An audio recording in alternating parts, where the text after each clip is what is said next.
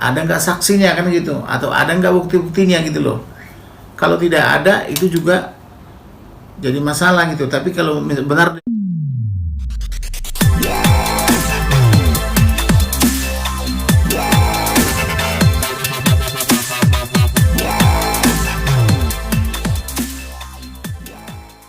secara hukum, saya berikan tanggapan saya, kalau mereka itu non muslim berarti kan di pengadilan negeri.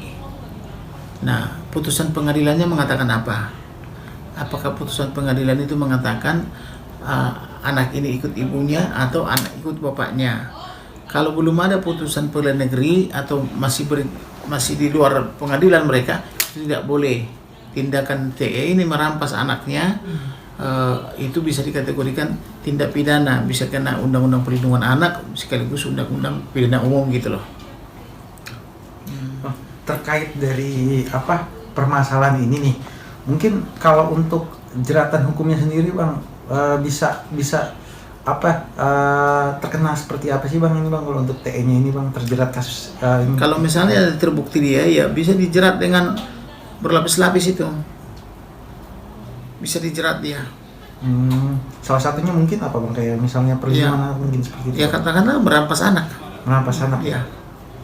Bang, kalau menurut Abang nih sebagai praktisi hukum nih, melihat nih perlu adanya ini nggak sih Bang, misalnya stakeholder, kayak misalnya pihak-pihak terkait Bang, kayak misalnya KPAI atau misalnya sejenisnya nih, untuk terlibat nggak sih Bang untuk menengahi permasalahan ini Bang, sebenarnya Bang? Perlu nggak sih Bang? Memang disinilah perlunya itu Komisi Perlindungan Anak perlu terlibat supaya hal-hal seperti ini bisa diselesaikan dengan baik.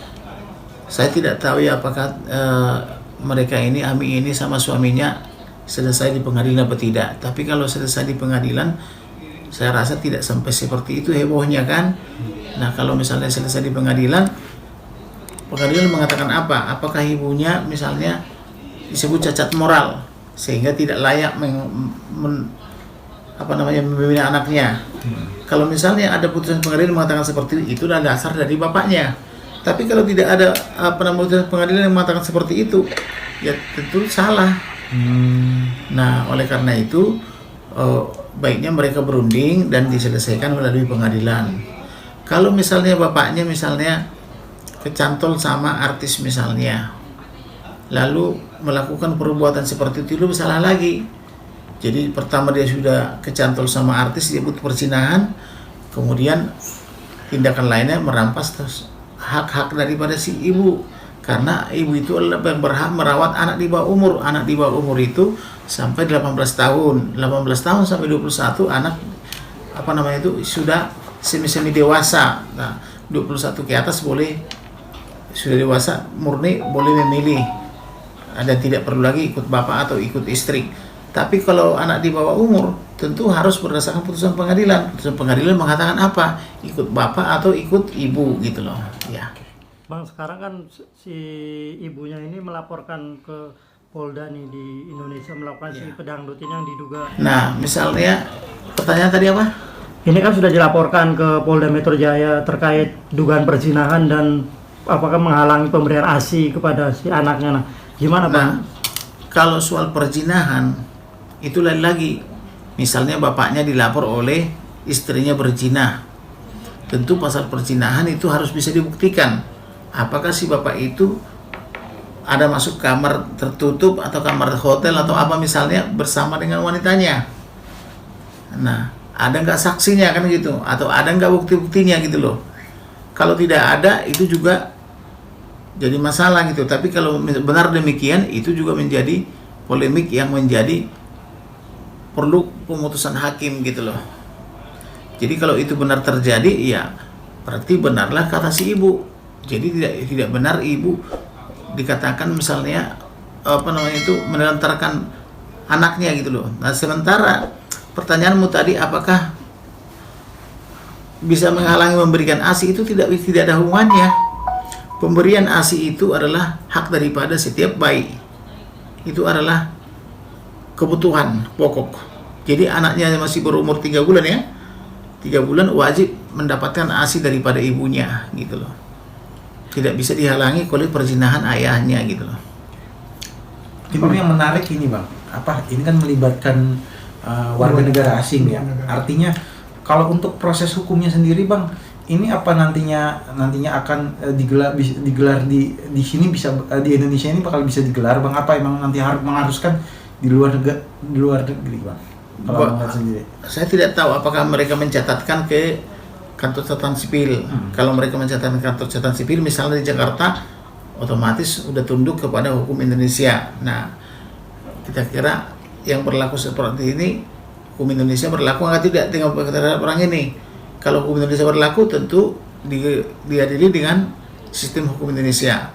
Kalau misalnya yang satu, misalnya di Singapura ya, kau bilangnya, kemudian yang satu lagi warga negara Korea ya, ya berlakulah hukum Korea atau hukum Singapura kepada mereka, atau bahkan hukum internasional kan gitu. Mungkin terakhir harapan dari Abang. Mungkin saran dari Abang untuk seorang AMI BMJ ini seperti apa Bang? Kalau saran saya sih, kalau misalnya mereka sudah tidak cocok lagi, sekalipun misalnya perkawinan adalah selalu diawali hal seperti itu, percekcokan, sebaiknya mereka berunding, anak ikut siapa, ikut bapak atau istrinya, supaya tidak menjadi konsumsi publik terus, tidak menjadi domain daripada entertainment atau infotainment ya. Nah, baiknya mereka berunding, ini ikut siapa gitu loh. Jadi kalau ikut istrinya ya biarlah suaminya menafkahi. Kalau ikut suaminya apa alasannya gitu loh. Jadi baiknya mereka berunding supaya ada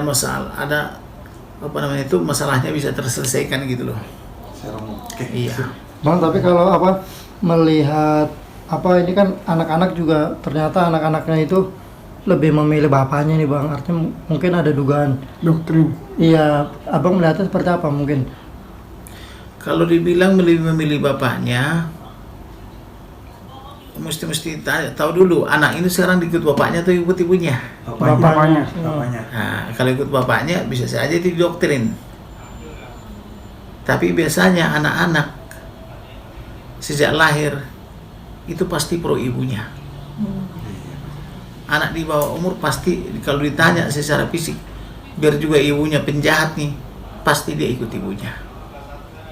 Kecuali misalnya didoktrin oleh ayahnya, tidak dikasih makan, tidak dikasih supply, dikasih extension dan sebagainya, ya biasa aja gitu. Jadi kalau anak itu mau ditanya independensinya ikut bapak atau ikut ibu, harus ditanyakan di hadapan berdua. Ikut bapak atau ibu mama. Kalau bilang ikut bapak itu berarti oke bapaknya. Kalau ikut mama ya berarti ikut istrinya gitu loh ya. Tidak bisa dikatakan anak dikuasai tapi dibilang ikut bapaknya, ya sudah jelas lah bapaknya yang menguasai kan gitu loh. Iya.